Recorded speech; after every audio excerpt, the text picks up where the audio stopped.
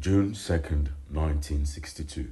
At Chile's Estadio Nacional, 66,000 fans gathered for a World Cup match that witnessed a war instead. This wasn't football. It was a vicious 90 minutes brawl that required armed police to storm the field four separate times. So, what turned a prestigious World Cup match between Chile and Italy into the infamous Battle of Santiago? To get why that day got so violent, you can't just start at the first whistle. You have to go back 2 years to May 22nd, 1960. That's when the most powerful earthquake ever recorded, a catastrophic event now measured between the magnitude 9.4 and 9.6, tore Chile apart. Thousands were killed, and the infrastructure needed to host the World Cup was left in ruins. Many thought it was pure madness for the small, proud, and now devastated country to even think about hosting. But the head of Chile's World Cup organizing committee, Carlos Dietborn, made a defiant promise that became a national rallying cry. Because we have nothing, we will do everything. Suddenly, hosting the World Cup wasn't about sports anymore. It was a symbol of resilience, a desperate act of national pride against impossible odds. This was the fragile, fiercely proud nation that two Italian journalists, Antonio Girelli and Corrado Pizzinelli, decided to insult just before the tournament. Writing for major Italian papers, they portrayed Santiago as a miserable backwater. They wrote that entire neighborhoods are given over to open prostitution and that the country and its people were proudly miserable and backwards. For the Chilean people, who had sacrificed so much just to be ready, this was an unbearable slap in the face. Local newspapers fired back, calling the Italian fascist and mafiosos. The Italian journalists had to flee the country, and one popular story claims an Argentinian reporter was mistaken for an Italian in a bar and beaten so badly he was hospitalized. The stage was set. The Chilean public and its players weren't just getting ready for a football match. They were preparing for a battle against the nation that had ridiculed their suffering. The game became a matter of honor, and that's when things turned ugly. When the teams walked onto the pitch on June 2, 1962, the air was thick with hatred. The 66,000 home fans weren't there to cheer. They were there for payback.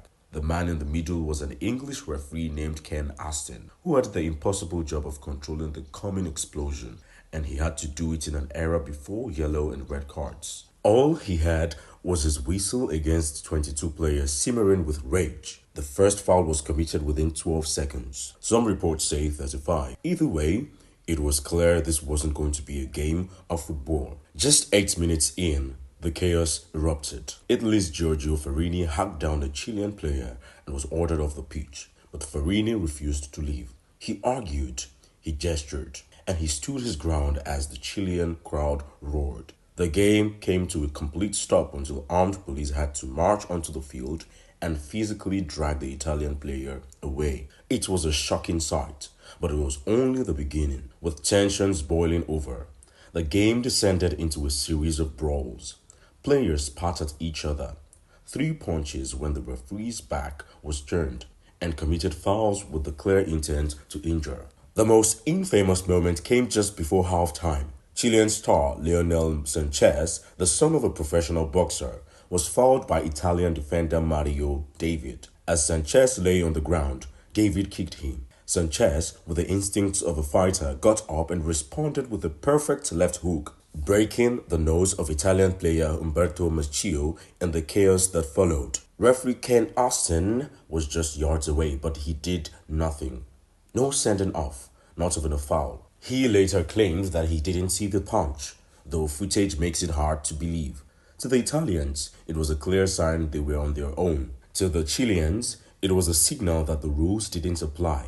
Emboldened, Sanchez even slapped Mario David just moments later. David, feeling wronged and unprotected, finally snapped. He retaliated with a reckless flying kick aimed at Sanchez's head. This time, Austin saw it clearly. Mario David was sent off. Italy was down to 9 men, and the first half wasn't even over. The rest of the match was a grim spectacle. Police had to come onto the field 3 more times to separate brawling players. Amid the carnage, Chile, with a 2-man advantage, finally found a way to score.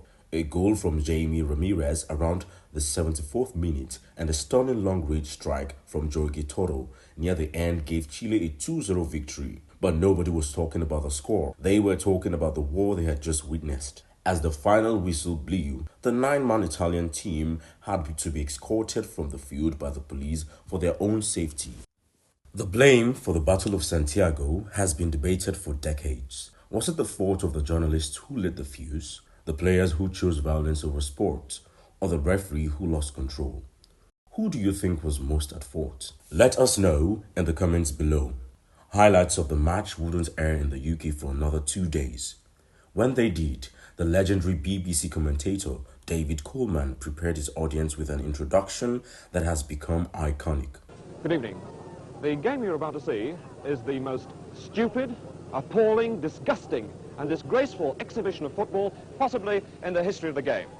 The violence was so shocking that back in Italy, the Chilean consulate in Rome had to be placed under military protection. The 1962 tournament itself became known as one of the most violent and toxic in history. The man at the center of the storm, Ken Aston, was deeply affected. He is widely quoted as saying, "I wasn't reffing a football match. I was acting as an umpire in the military maneuvers." He felt powerless, his authority crumbling with every punch he failed to punish. The chaos of Santiago combined with the officiating challenges at the 1966 World Cup convinced him that football needed a better way to enforce its rules. A few years later, while driving, Aston was stopped at a traffic light. He thought about the colors: amber for take care, red for stop. An idea sparked.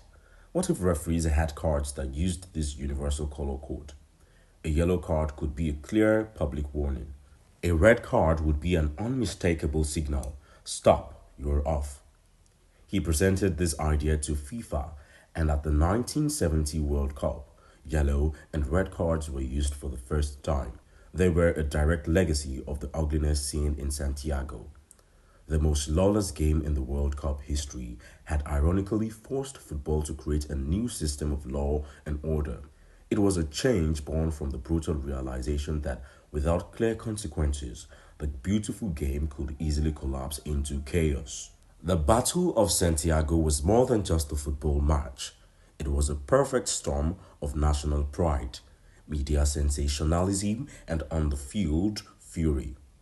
It was a game where the story wasn't written by goals, but by fouls, punches, and police interventions. Chile won the match 2-0, but the result is a tiny footnote in a much larger, more violent story.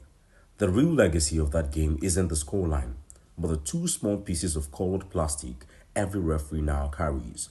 The yellow and red cards are a constant reminder of the day a World Cup match turned into a street fight, forcing the sport to fundamentally change.